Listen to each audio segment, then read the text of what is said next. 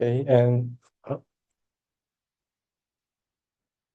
last time we learned about the semantic segmentation algorithm, and especially this transposed convolution operation we have learned. Okay. So, um, so here, I mean, in the CNN architectures so far we learned, generally, I mean, they tend to reduce the dimension of the 2D signals. Okay, so starting from this H by W two-dimensional signals, we are making them gradually reduced. Okay, and in the middle, you will have some feature, I mean, which will be in one dimension or anyways, the reduced dimension, okay? And then, I mean, without designing some specialized layers, maybe the only way that we can use these CNN architectures might be applying this to pixel-wise. For example, uh, this way, we may have to apply the CNN architectures pixel-wisely by applying this kind of moving patches, okay? So, but this way, it will take a lot of time, okay? Because CNN, it takes a lot of time for one pass. And also, if you do it like this, because there are, I don't know, this is W and this is H, and normally widths might be uh, very high. Like if we use this dimensional images, then still there are more than million number of operations for this convolution operation. So it will take a lot of time. Okay, this is not, I mean, plausible.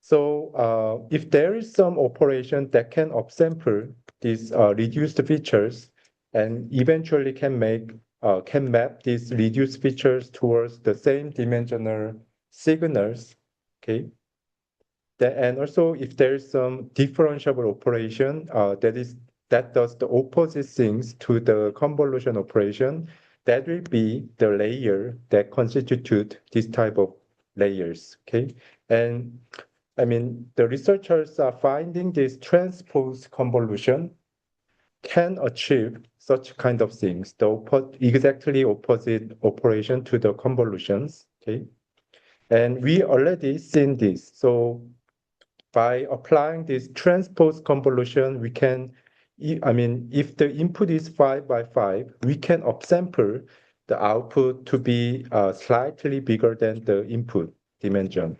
Okay, and also if we use stride, then this transpose convolution can make offsets in the input space and then apply the filter operation. So by doing so, it can anyways upsample the input images, okay?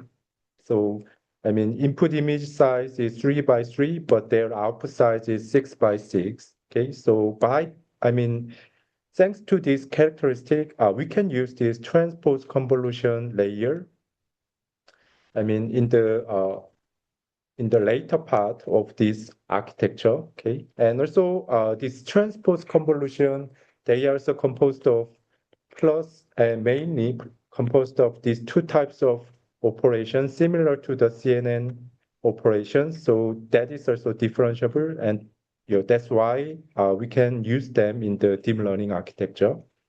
But why they are called as the transpose convolution operation is explained here. Okay, so I mean this is visualizing the standard convolution operation. So this is the input image, 4 by 4 input image. Okay, and this is visualizing the filter corner, which is in 3 by 3 dimension.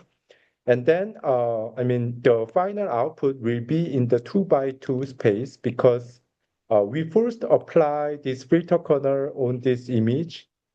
in this manner and element wisely multiply the filter coefficients and pixel values and then add them to output this and then move this window to the right and do the same to output this second output pixel.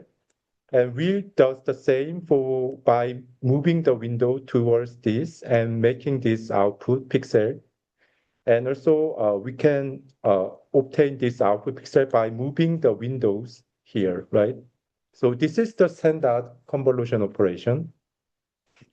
But in the computer, what we did is we are not sequentially apply windows like this. So this is what we humans are understanding the convolution operation, but in reality, in computer, how they obtain the convolution operation is they are building this type of convolutional matrix from these filter corners. There are some rules to build this type of convolution matrix. Okay, so we are reusing these filter coefficients and making some blank here. Okay, and there are some rules to make this convolution matrix from the filter corners. Okay, and then we also flatten the input images. So this is the 4x4 image, but we are flattening it to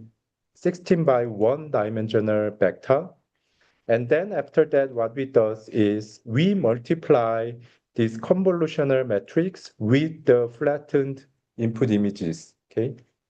So so in the computer, what we actually implement is this matrix multiplication rather than applying windows sequentially, okay, in the 2D space when implementing the 2D convolution operation. So we can just apply this matrix multiplication and can get 4x1 output vector, okay? And by rearranging this 4x4 vector into the 2x2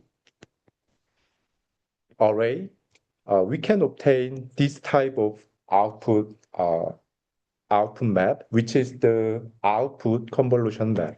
Okay, so humans are understanding the convolutions in this way, but in computer we are getting the output by making them into matrices. Okay, and doing the matrix multiplication. But then why this transpose convolution are called as transpose convolution is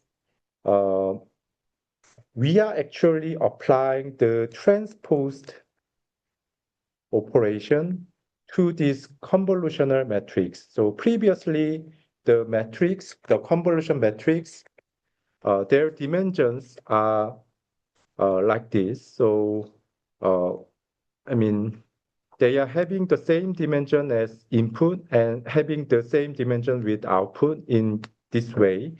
But if we transpose them, this matrix will be like that. You may already learn about the transpose operation in linear algebra, maybe. And if we apply transpose operation, then the matrix will be like this. Okay, are you guys following this? Okay. Then now, even though the input images are 2x2, because the matrix there, the convolutional matrix, their dimensions are now changed, and it is tending to produce larger dimensional signal compared to the input images. Okay, so even though the input image was 2x2, now it can produce 4x4 output images. So the characteristic that I mentioned previously, this type of characteristics are obtained because we are applying the convolutional matrix in this way. By transposing them, we are multiplying to the input signals. So the characteristic that we mentioned are obtained because of this, okay? And now the transpose of convolutions, they are sharing many similarity to convolutions, especially they can be composed of mostly plus and multiplication, which is differentiable operation. And but I mean their dimensions, their output dimensions are becoming larger than the input images, which is the characteristic that we want to actually achieve for decoders. Okay, so normally we say this the first part of this network as the encoder, and the later part we are calling them as the decoder. Okay, so encoding is making some features, extracting some features, okay, from the raw signals, and decoding means from the features we are wanting to generate some output. Okay, so we are calling this architecture as the encoder decoder, and this is the example code for implementing this encoder-decoder architectures. So here we are composing this network into two components mainly. The first part is the encoder architecture composed of convolution, ReLU operations, okay? And the later part is composed of the transpose convolution operation and ReLU operations, okay? So you can first apply convolutions to making the signals, 2D signals reduced, but after that you are decoding the features into the output map, okay? And this is how the input images are feed-forwarded to get the final output, okay, is implemented in the forward function. And actually, this is some training code that you can use to train those encoder-decoder architecture for segmentation tasks, okay, semantic segmentation tasks. Okay, so target have to be some, how to say, segmentation map like this. Okay, so for example, they are containing some integer value. So one might represent some tree class, and these blue pixels will have integer 2 representing the sky, and these pixels may have 3 maybe indicating those are cow pixels. Okay, so this segmentation map may contain some integer values as the ground truth for that pixels. Okay, and by applying some I mean cross entropy loss for each pixels. Okay, so we are using some cross entropy loss and using the same training algorithm to train this SegNet, okay, that we defined here to be the semantic segmental. Okay, are you guys following this? Okay. And now we can achieve, so using these encoder-decoder architectures, we can, output same dimensional signals from the input images, okay?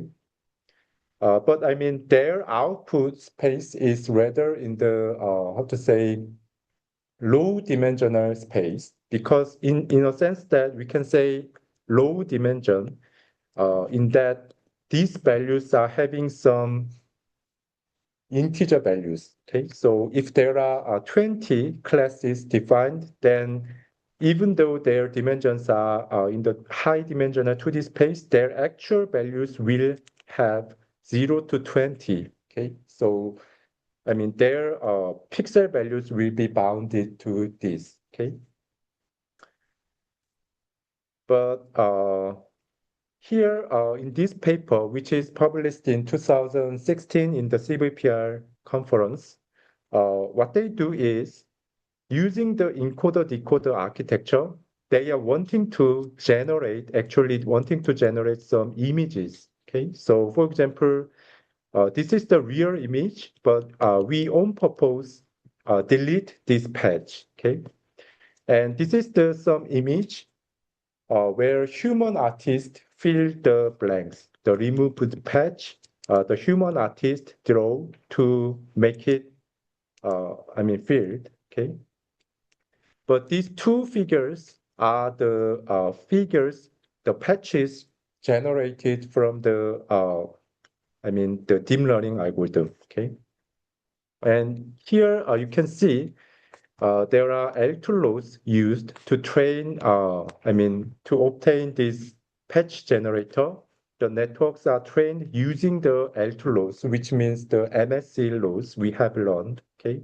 Using the Euclidean distance, we can train the patch generator. But here, there are another loss functions to make it robust. So adversarial loss that we can use. So we will learn about this later. Anyways, here you can feel like that I mean, uh, these images are blurred, even though they are blurred. That is actually more natural compared to what human artists draw. Okay, and also if we use additional loss functions, then the image quality is getting better. Okay, even better than the human artist. And this is the naive way of implementing this architecture. So we can use the encoder decoder architecture by inputting this, the center patch removed images into this encoder decoder architecture. And then we can infer the removed patch. Okay. And this is actually the ground truth that we can easily obtain by cropping the center regions. And then by supplying this as the ground truth, we can train this encoder-decoder architecture to predict the removed patches. Okay, are you guys following this? Okay.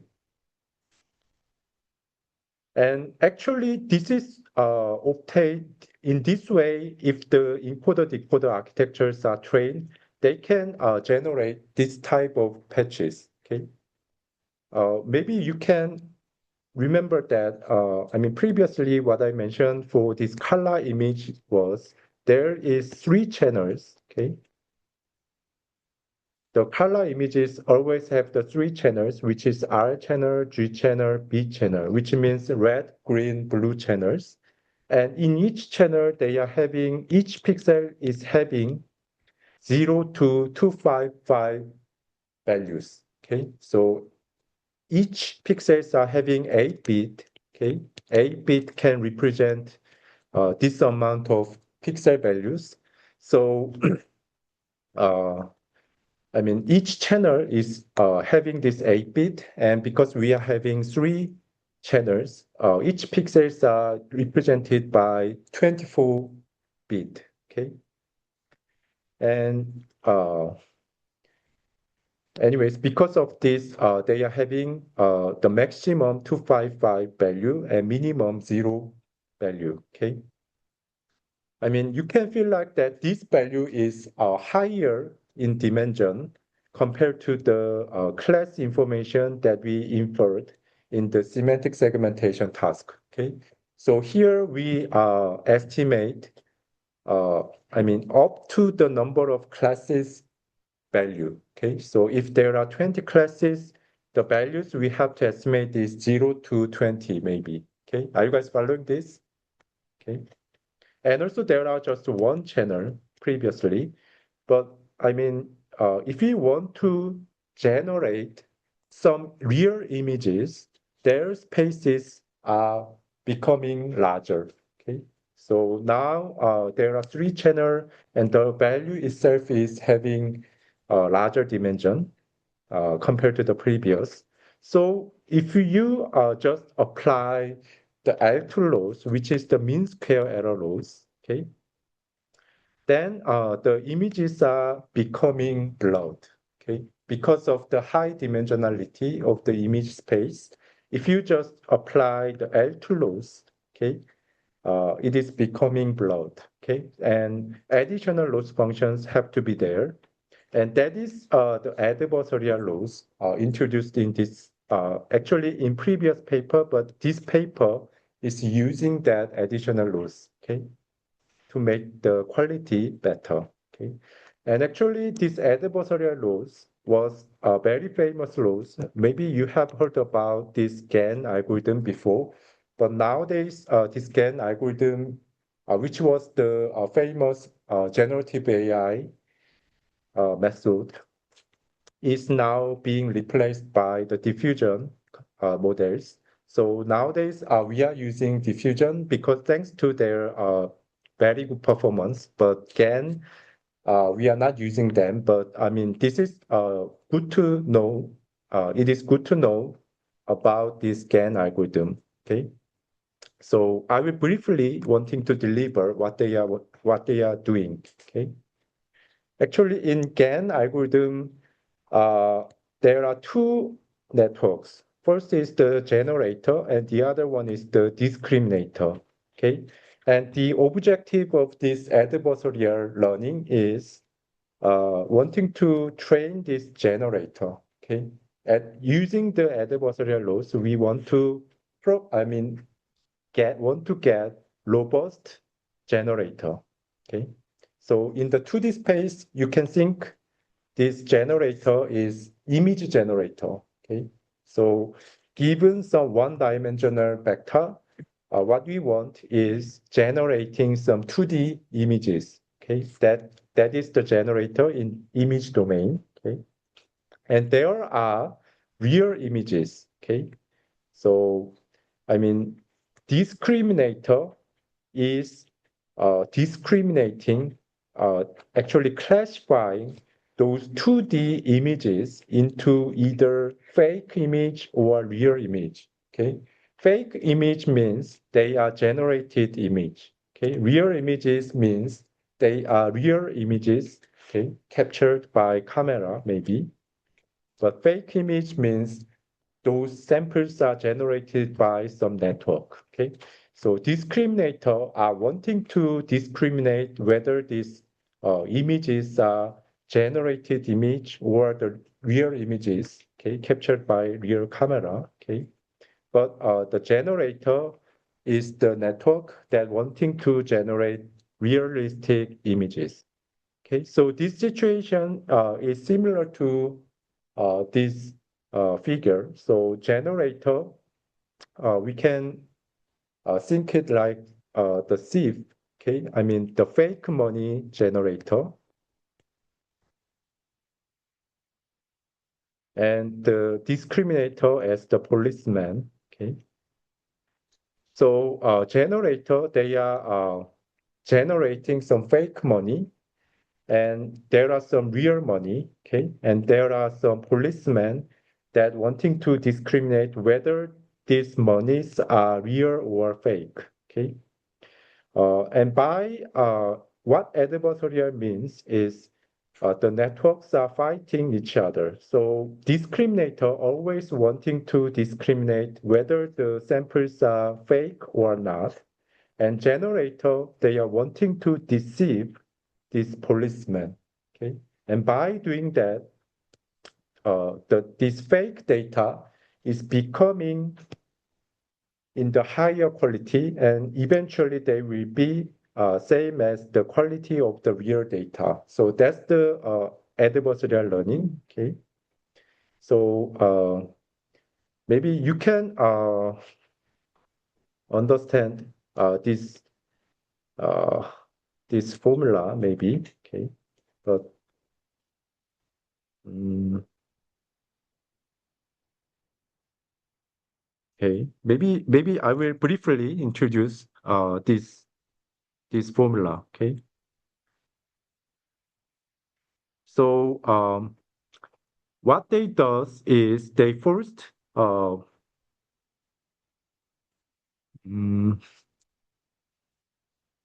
mm, they first maximize the discriminator and then minimize this generator afterwards. Okay, so that's what this rules works. Okay,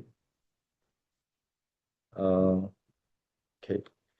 So first, the thing happen here is they are maximizing this loss function.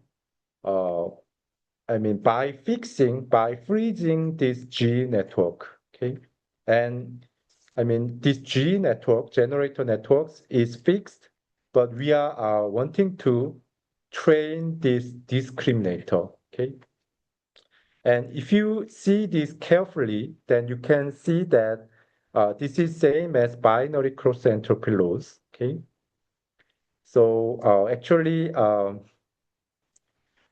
you can see this X is coming from some real data distribution. So P data X, this means the data X is following sampled from the real image data. And also this is meaning that the Z vectors are following the, how to say, the Z, which is the noise data. So this fake data is coming from some random noise. And by inputting this random noise, the generator is generating some 2D images. So you can see here the Z is meaning some random vector. And from that, the generator is making some 2D images, okay? And then discriminator is wanting to discriminate it as some fake data, okay? So if you see this carefully, then this is same as binary cross entropy laws. And this part, you are wanting to make this X as 1, okay? You want to say if X is coming to the discriminator network, you are wanting to say D of X close to 1, okay? And here, sorry.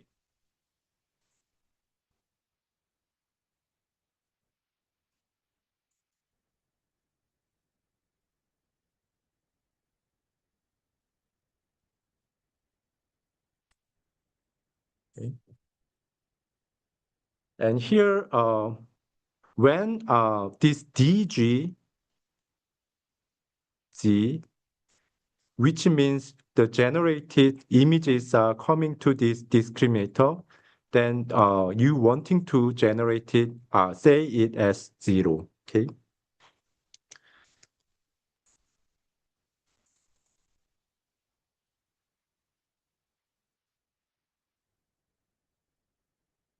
I mean, that could be also seen by drawing some graphs like this, okay? So log D of X, okay? So this is some log graph, okay? And this is D of X, okay? And here, this 1 comma 0. So this is the log graph, okay? And our D of X will be bounded to this range because we will define the fake data as 0 and the real data as 1, okay? So the D of X, if they input some 2D image, their output is actually bounded to 0 to 1 value. So D of X, their values are bounded to this, okay? Yeah. And if we maximize here, we first apply maximizing these values, okay?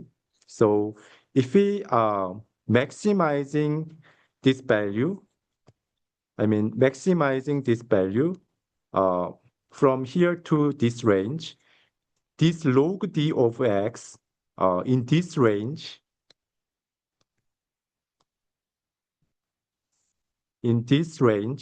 because the D of X is moving in this range, the log D of X will be here, okay? And by maximizing this, the value that you can get is by maximizing this log D of X, you have to make this D of X close to 1, okay?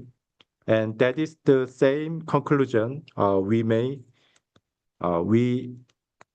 I mean, obtained here, right? So when the real sample X is coming to inputted to this D of X, which is the discriminator, then we have to, the discriminator, the policeman have to say it is the real sample, okay?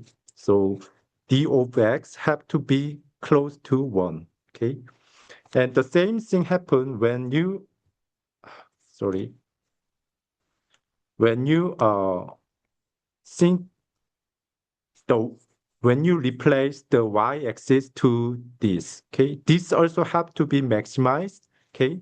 So to maximize this loss function, DGG, this have to close to 1, which means this part have to close to 0, okay? Which means when you input this generated sample to the discriminator, then you have to say it is as the fake data, okay? So by maximizing this loss function respect to the discriminator, given this fixed generator, uh, you can train this discriminator to say 0 for fake data and 1 for the real data x, okay? And then the next thing is you have to apply minimizing this loss function for G by fixing discriminator. So here you fix the generator and maximizing D for this loss function. And then next time you minimize this loss function by fixing the discriminator, okay? And when fixing the discriminator, this term goes to the constant. You can now you ignore this term because D is constant. You can only count this part. When when fixing discriminator, you are wanting to train the generator using this loss function, okay? And now we are wanting to minimize this loss function with respect to the generator. And if you want to minimize this loss function, it means you are wanting to make these values go close to 0. Because if this is y-axis, given this range, you are to minimize this value, you are making them close to 0. So this part should go to 0 to minimize the entire loss, which means the DGG will go close to 1, okay? So actually this is important to, saying that if you input the generated data, okay, now the D is fixed, but we are wanting to train this G, okay, the G have to be learned. If its output to the discriminator, then the discriminator will say those generated images as 1, okay? 1 means the real image. So what they wanting to achieve here is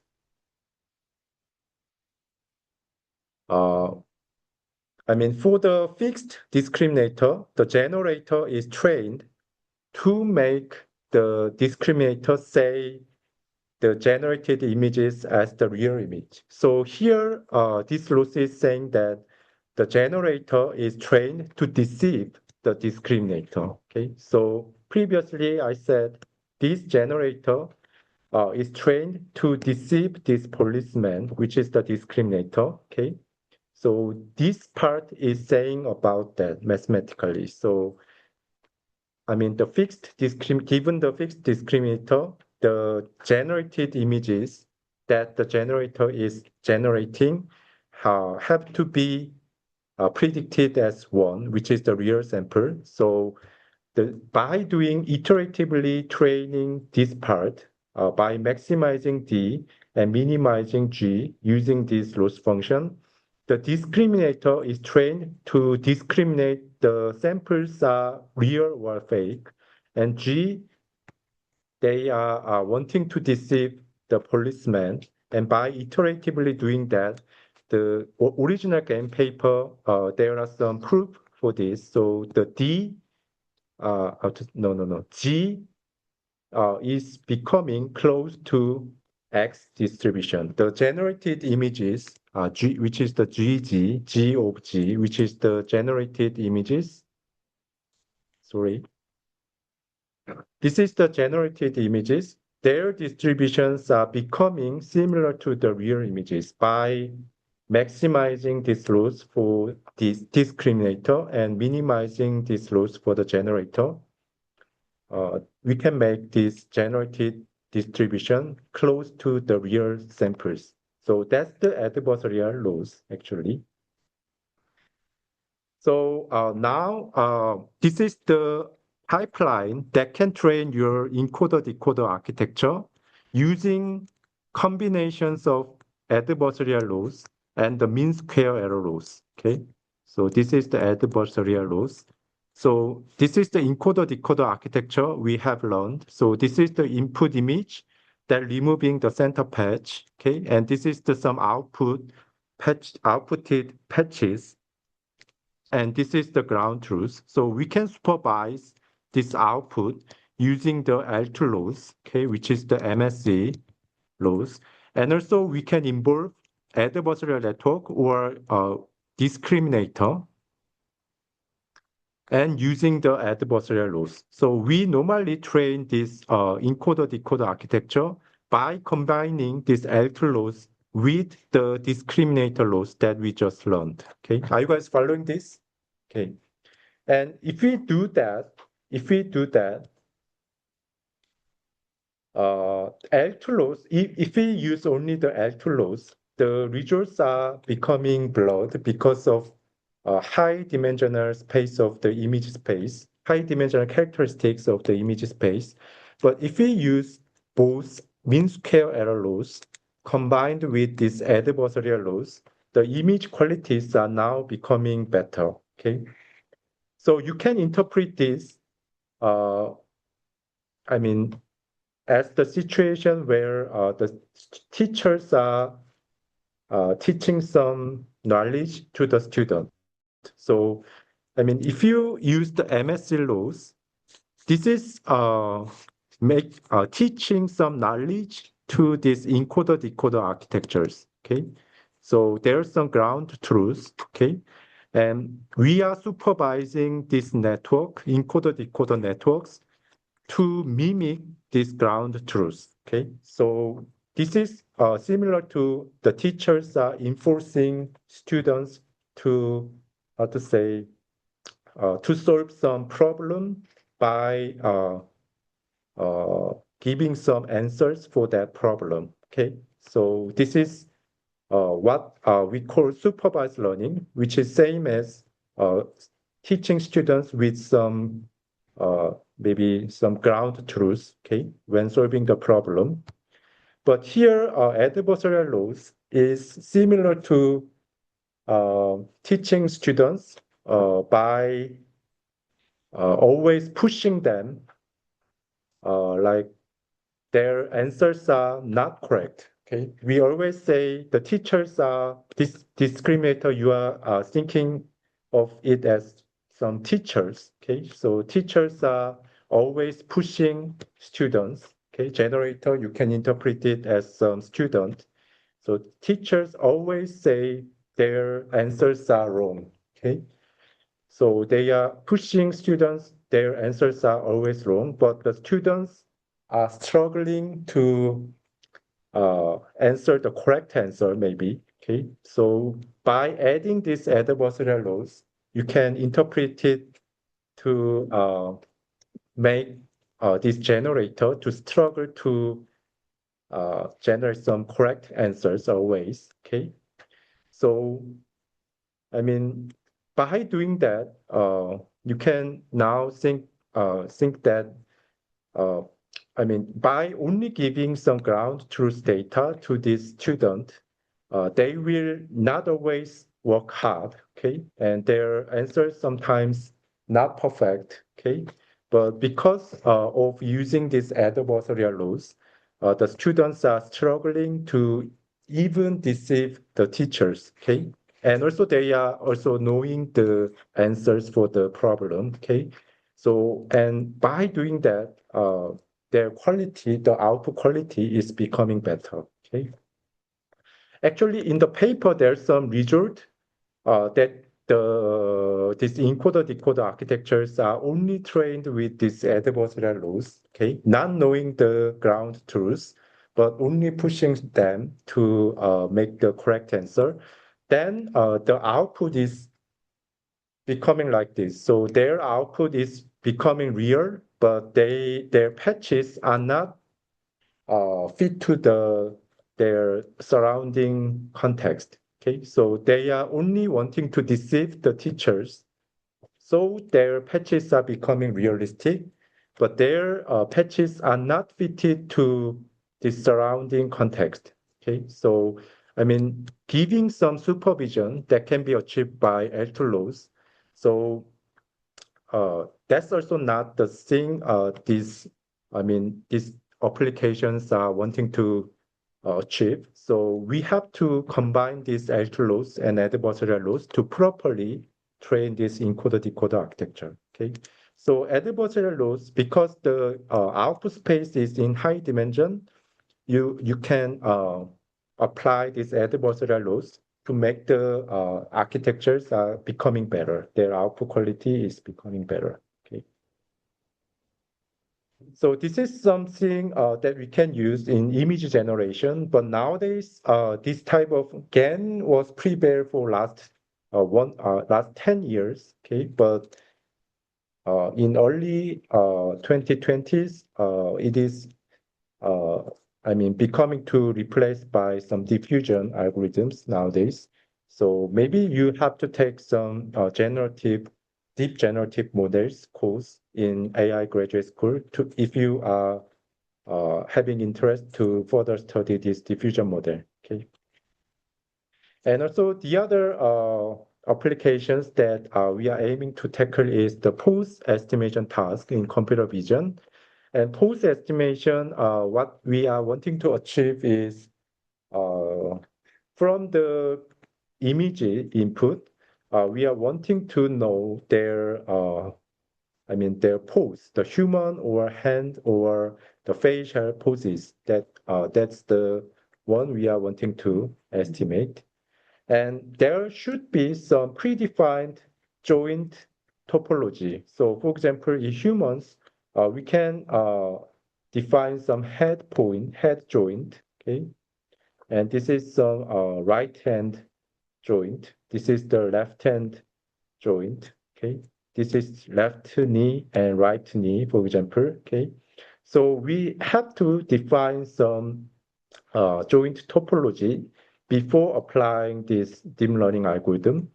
And also the thing we want to make some ground truth is their x, y, or involving some z coordinate, okay? So that's the pose estimation task. So using the CNN architectures and by inputting them, by feed forwarding this image as the input, the thing we want to estimate is their coordinate. Okay, sometimes it is 2D, but sometimes it is uh, involving the z dimension as well.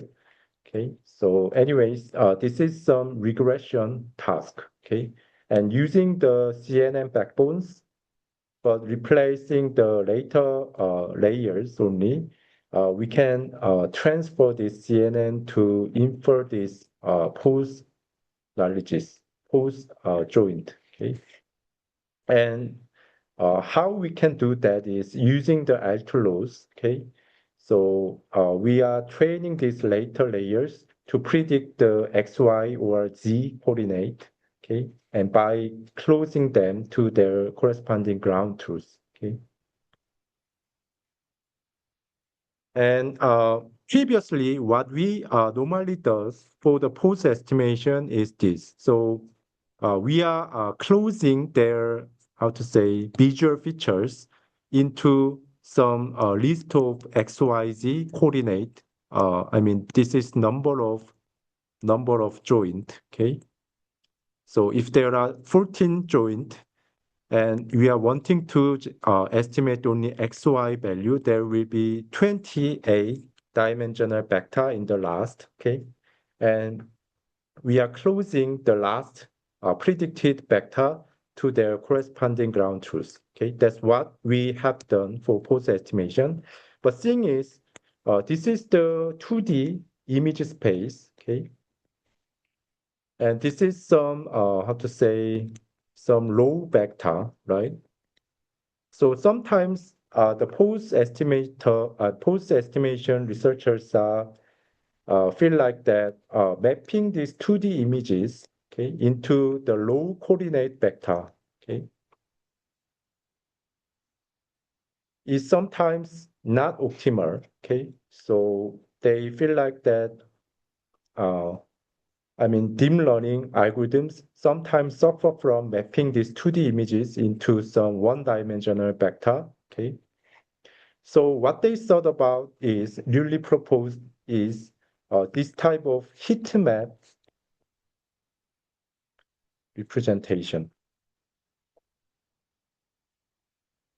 Okay? So rather than just using some low coordinate vector like this, the computer vision researchers are motivated to use this heat map representation.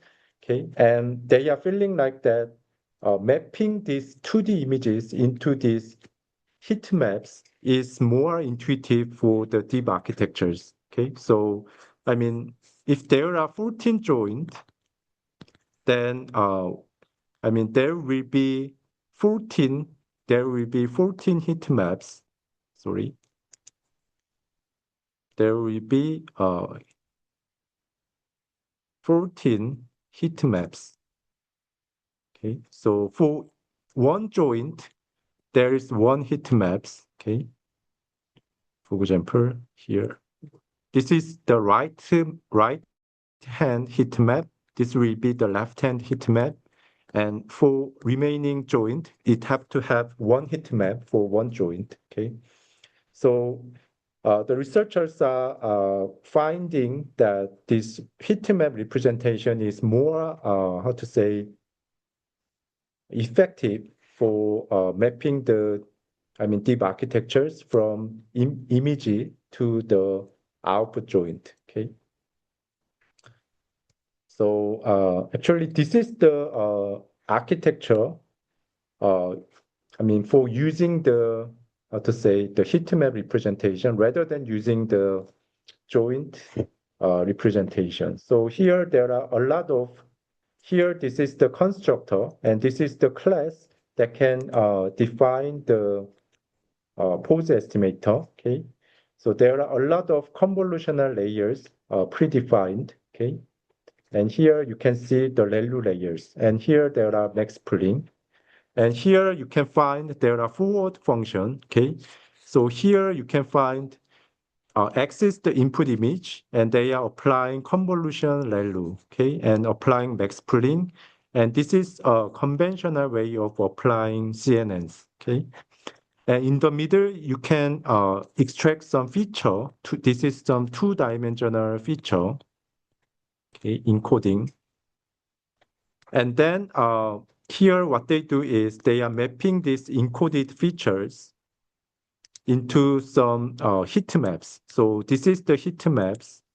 First heat map outputted. Okay, so this is the score map. The name of the variable is score map, but this is the heat map representation. And also, this is the first estimation of heat map. And you can concatenate this heat map with the 2D features in the middle and apply another stream of convolutions to output the second heat map. Okay, and also you concatenate the second heat map with the feature and apply another stream of the convolutions. And this is the final heat map representation. So in the middle, you will estimate 3 heat maps. Okay, 3 heat maps. And you will apply L2 losses for these 3 heat maps using the ground truth heat maps. Okay. So that's how this pose estimator, one of the state-of-the-art 2D pose estimator, how they are trained. Okay, so even though there are a lot of layers, This is actually similar to what we have learned. Okay, we just in the initial function we are making some structure of the CNNs, and then here what they does is by applying this CNN multiple times, you can predict the heat maps in the middle and apply this with the MSE loss. Okay, with the ground truth heat map, you can train the intermediate output. Okay, are you guys following this? Okay. So by doing that, anyways, we can achieve this post estimation, which output the joint their locations. Okay, this is replicated pages. Okay, so this is the end of the pose estimation and also the segmentation things. Okay, and then we will also learn about how we can achieve the object detection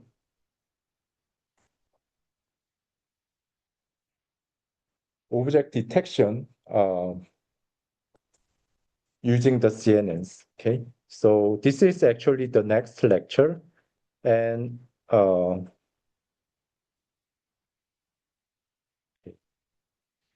object detection. I mean, as I told you before, object detection we are, I mean, representing each object inside the images with the bounding box representation, and also classify these bounding box according to their class information. That's the object detection task. Okay, and we have learned about the segmentation task. And okay, maybe we can continue maybe next time, but I want to briefly introduce the problem we have met when using the CNN for this object detection task.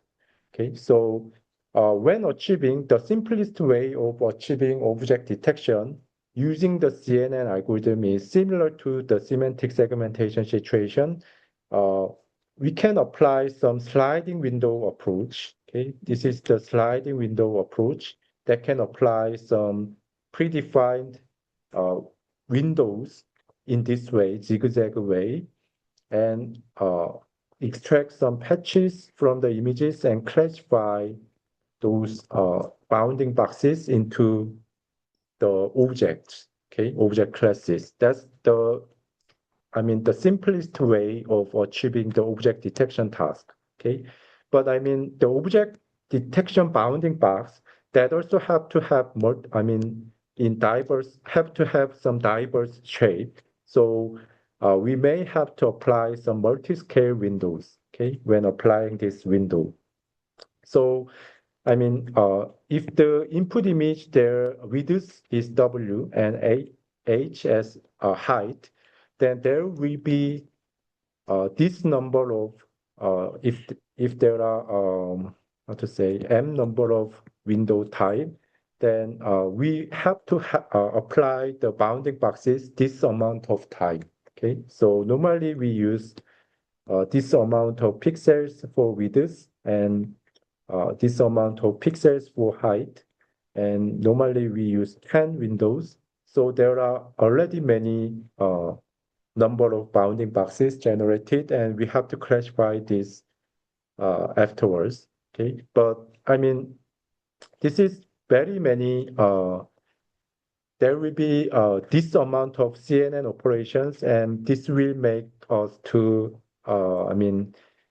maybe to achieve this object detection for few hours. Maybe it may take few hours to apply CNN this amount of time. So achieving object detection for an image may take few hours, and this also will not be very efficient, okay, in practical.